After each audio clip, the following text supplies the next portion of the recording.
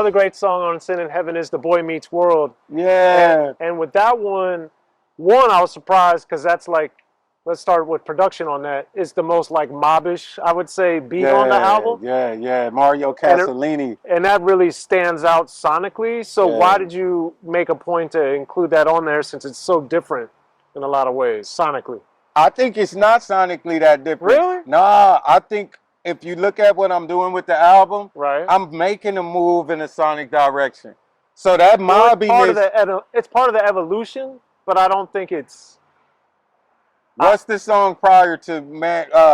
That's California State. It's before Boy Meets So World. you got Can't Hold Us Down, California State, Live Drums. It's all the same region right there, the sonic region. Right. And then I go into Boy Meets World because I just told them how we end up in California State. I just told them all of the different traps that are set for it. And then I took them back. I took them back to that. Right. I took them back to me learning what that trap was. So now that I've identified it for you, let me show you what it did to me. Right. You know what I mean? That's kind of like the welfare systems, that statement, the statement of what I had to go through, what children in America have to go through. Well, you said my favorite line in Boy Meets World is like you said, I went outside to have fun, ended up in danger. I ended up in danger. Yeah. So that to me is like a perfect line that explains a lot of what's going on in the album and in life. I think it does. You know the most important line in that entire song is he was a fatherless child. His chest was filled up with anger, right? Because that's what informed that other part. Right. So Boy Meets World, I never met a Topanga. Went outside to play and ended up stepping in danger. People die every day and it was rarely a stranger. We was a species at risk but not considered endangered. Yeah, Boy Meets World, but I never met a Topanga. He was a fatherless child. His chest was filled up with anger. So his daddy go to jail for being a cocaine slanger. Asking what he want to be when he grow up. He said a banger, nigga. Yeah. Two Snoop Dogg's on Doggy Style. Asked that little boy, that teacher asked that little boy what you want to, and what he say? Motherfucking G. I want to be a motherfucking G, right? Mm-hmm. He wanted to be a motherfucking gangster. So that little boy is saying the same thing. Right. Right? He got a chest full of anger because he don't got his daddy. You know what I mean? He seen all this shit going on. He's like, fuck that, it's up. Asked him what he want to be when he grow up. He said, a banger, nigga. Even the girls throw up the set with their fingers. She like a wild Mustang, you gotta wrangle and claim her. She'll never respect a lame, she need a gangster to tame her. What? If you disrespect, she pull a trigger to nothing left in the chamber, nothing remains in the chamber. The harsh reality's challenging. It's unsettling. Her brother's tired of being broke. He's ready for better things. Right. He saw him having cars and jewelry he never seen. He hit the plug, got footage from coke and begun peddling. He went and bought a car so he could be done peddling. Next thing you know, the government comes meddling. Well, they gave him life. What? Come on, man. Well, as they say, the grass on the other side is hardly ever green. And in salute to that, I brought back that era of G-Funk. Right. Immediately. So you have that kid represent, I want to grow up to be, and you have the reality of what happens if you make the decision this child made. The siren comes on, and they walk into the store, and he got his wish. And now passing the story down, PTSD jumps off. So to me, the mobbiness of Boy Meets World, the slinkiness of it was intentional, and it represents almost like I say Washington to goddamn Arizona. It's the way it feels to be West Coast, to be outside, to be a child, to have these motherfucking odds against you, and to be defiant enough to actually survive it. Because that's what we seeing. Right. We seeing sacrilegious. You gotta be that dude to survive all this shit. Yeah. But in doing so, you're gonna end up with some scars, you're gonna end up with some shit. And that gotta get purged so that we could be successful, to survive it, really, to be able to finish it. Yeah, because you gotta heal. To your point, the PTSD passed the story down. To me, I think is a phenomenal story. So first of all, I think that's the best. That may be my favorite story on the album. Just how you weave everything up, and then what happens at the end of the song. Make sure to listen to it if you haven't already. But the thing that I wanted you to explain is the significance of, like you're saying, the kid from Snoop is this generational thing, and how it just so easily in that story happens. It's not even like accidental per se, Right. but it's just how the story unfolds. Yeah. So when you're writing a song like that, do you find that you know the whole story before you start writing, and then you're filling in the blanks of how it goes in the middle? Like, how does that work? It works both ways sometimes. Okay. If it's a story like when I wrote Pray, I downloaded that song. Okay. So I had the beat and I had the chorus and I heard it and I turned it off. Because I knew I didn't want to, if I hung out in it, I either had to write it or it was going to start writing itself. Okay. So I stopped it and I was working my way toward it. And once I finally got there where it was time and I started listening to the beat, I woke up because I kind of have like, okay, I know how I want to start. I found my beginning and I kind of knew where I wanted to end, where I was going. Okay. And I went to sleep on that and I woke up and I'm just crying. And I downloaded the whole thing and I'm trying to put it in my phone before I forget it.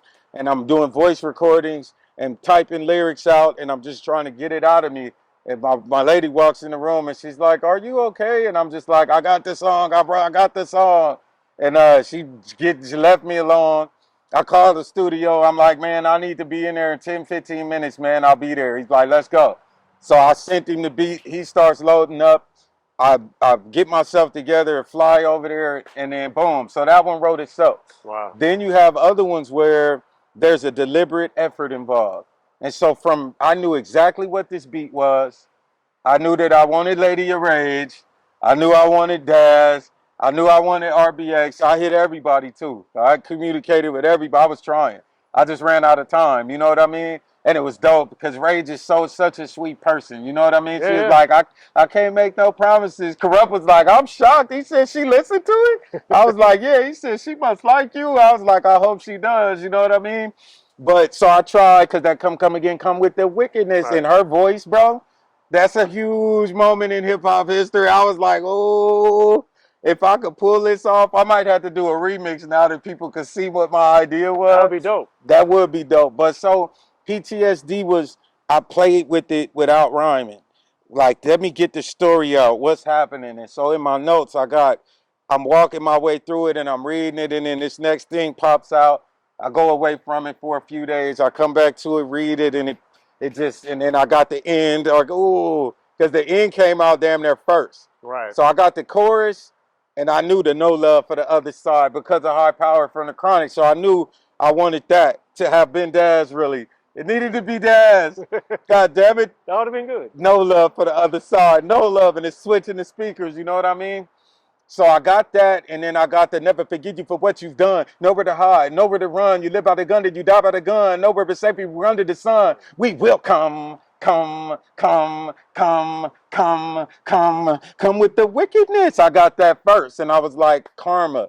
It's karma speaking. Right. It's the voice of karma. We will never forgive you. And then, it speaks in the royal. We will never forgive you for what you've done. There's nowhere to hide, nowhere to run. You live by the gun and you die by the gun. Nowhere, what? The Father's sins will rain down on the Son? And that's exactly what happened in the story, man. Please. It's amazing. As you're taking this journey and as you're moving with everything, the streets are obviously there, but you're also trying to move forward and involve the streets at the same time. So a song, that all be said, I thought was interesting. A Favor for a Favor ties into all of that to me so well. So with that song in particular, the goal of how do you balance that reality, the Favor for a Favor reality, versus moving forward? I think by including it in part of a longer journey. Mm-hmm. And I think that a favor for a favor represents me. It's almost like me repaying my fans for something. They did me a favor. They kept my name alive for all these years. Right. And I did them a favor by giving them an X-rated song that they really would want from me. I've been telling those kind of stories since Psychoactive. Right. It's some people will feel like that's the most classic X-rated moment on that album, really. It's don't have political bone in his body.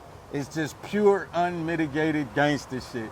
but told is so well written and executed. You know what I mean? And allegedly true. So you end up allegedly true.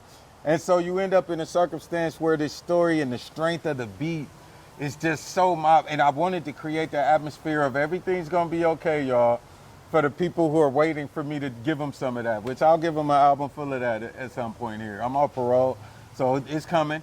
So I want them to know, like, don't get it twisted. And then that comes into waste management. We go dump the body. Right. And then you go straight into a cold day in hell. Powerful stuff.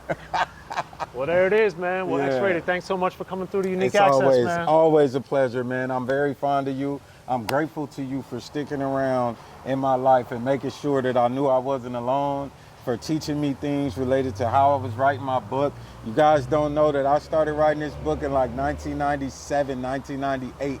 And this man, including Monster Cody, started telling me how I was supposed to format paragraph, everything, double spacing, all of that. So I'm really grateful for what you've meant to my life, your consistent presence, and the way you've always advocated for me and stood on my dopeness and my place inside of West Coast hip-hop history and hip-hop as a whole. Always, I really appreciate you, man. Always. Likewise. The real deal. X-Rated, man. Thanks for coming through, man. It's always great to see you, and I feel the same way, man. So thank you. Let's get Thanks for being here. Yes, sir.